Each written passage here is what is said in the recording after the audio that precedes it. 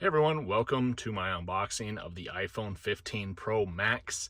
So this is just going to be kind of a quick video going over, what has changed, I guess, real quickly with the iPhone 15 Pro Max.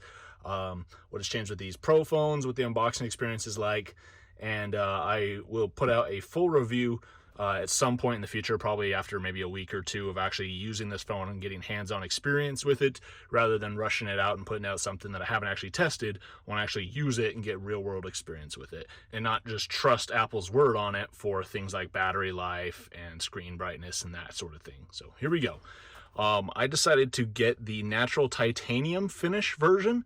I personally think this looks the best, and I'm kind of partial to getting like the new color in all the different phones. So like I got the I think it was Pacific Blue on the 12 Pro, and then I don't remember what the other blue was called. It might have been Pacific Blue on the 13 Pro. I did get that one, that blue one. That was like their special kind of color for that year. The 14 Pro this last year, I got that one in the deep purple. And now, honestly, using the deep purple, I wasn't a huge fan of it. I mean, it looked good when I initially got it, but then I put a case on it, and just over time, it's like I forgot it was purple because it honestly looked almost like black with it. You know, it was a super dark purple. I mean, I guess that's why they call it deep purple. But anyways, I decided to get the natural titanium. I figured that was probably the coolest looking one. And yeah, so I mean, obviously over the years they've gotten smaller with their iPhone boxes, and especially here with their Pro phones as well. So yeah, there we go. iPhone 15 Pro Max right there. They got two pull tabs on here to actually open the phone box up, and there's number two, and it slides off like that, and there is the phone. Woo, I do like that finish. That actually looks really good in person. I really like that. Wow, I'm glad I chose that finish. So here we go. Let's take it out of the box, put the box to the side for a second, take a look at the phone. Wow, that is really good looking. I guess, yeah, first thing, oh, look at that, already fingerprint showing up on the side. They changed out the material on the side of this, so this one is actually titanium. So instead of, coloring it, this one is just the natural titanium, which is actually pretty cool. I mean, like, look at that. You can really get a glimpse of that right there on the side. That's pretty cool. As well as immediately picking it up and holding it, you notice that it's kind of subtle, but it is something that you notice though, and that is that these edges are rounded. So whereas like the 13 Pro and the 14 Pro, they're like squared off edges, it's just like a hard edge. This one is way more smoothed into the back, so it feels a little bit more comfortable holding it in your hand, although sometimes I like having the squared off feel because I feel like I can grip it a little bit better in my hand. But yeah, that's nice.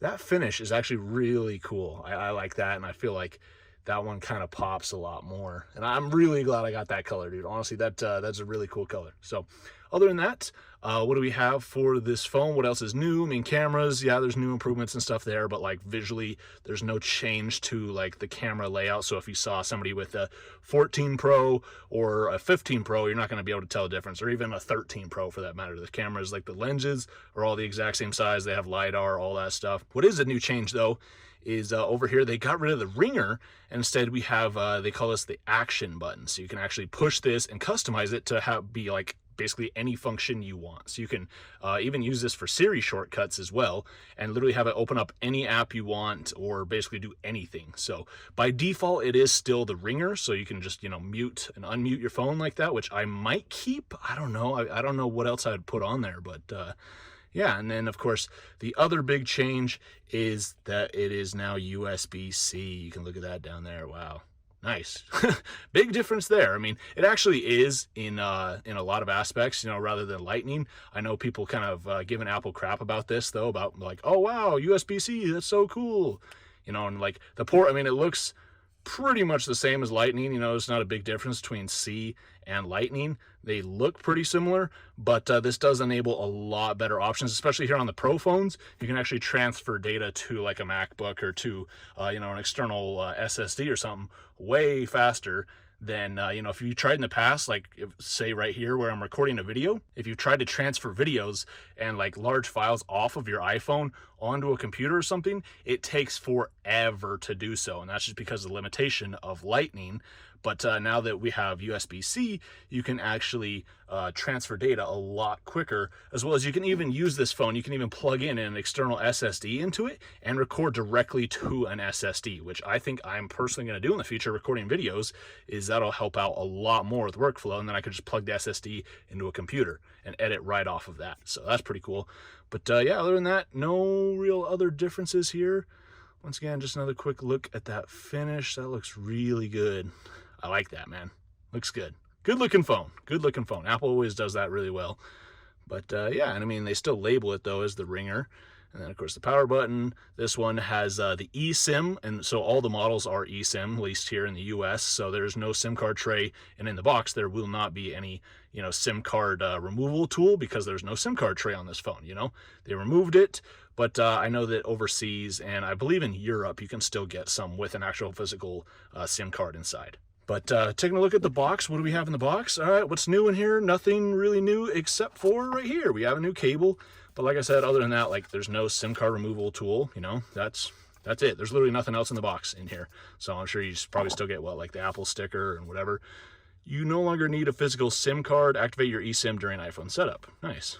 Yep, and then the Apple sticker. Cool. The only other thing here in the box is a cable. And now this is, of course, since the phone is USB-C, it is C to C. But as well as it's also a braided cable as well. So that's kind of cool. This is an official, you know, Apple braided USB-C to USB-C cable. So hopefully it's a little bit more durable and holds up better.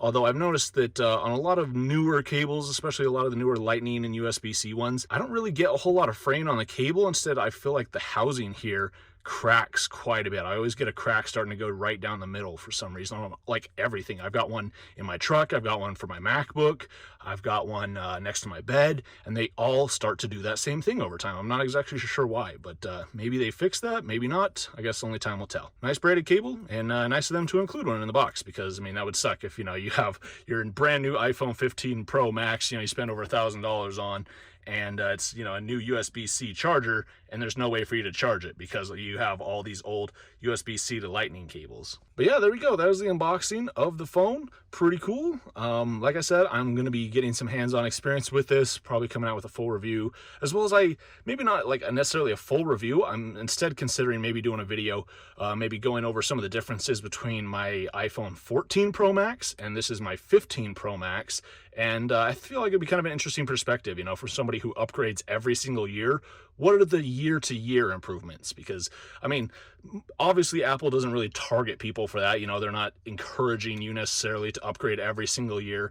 Instead, it's more so, you know, a phone, especially something like this. There's not a whole lot new with this phone. Instead, it's for people who are maybe still on like an 11 series phone, or especially like a 10 or a 10S, something like that. This would be a huge jump for them.